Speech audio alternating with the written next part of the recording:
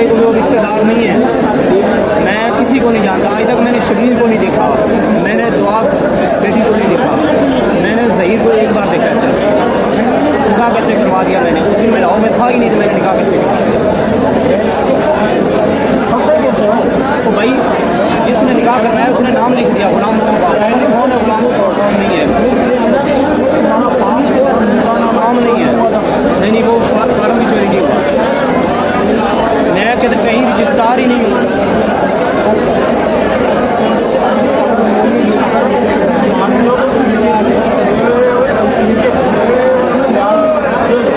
हाँ बिल्कुल ठीक है भाई, हमने हक की बात करनी है, हक सच की बात करनी है, अल्लाह को जान नहीं देनी।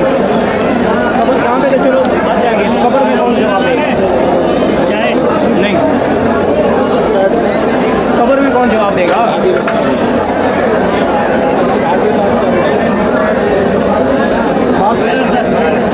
करो करो उन्होंने दसो नहायत ही गरीब आदमी है, बेचारा मजदूर आदमी है, नहायत गरीब आदमी है, बचन बना के गुजारा कर जाए, ठीक है। उसने शरारत करके नाम लिख दिया मेरा, बिल्कुल मेरा सेम नाम लिखा गया है। कौन है कौन नहीं गुलाम मुस्तफ़ा मैं तो जानता नहीं।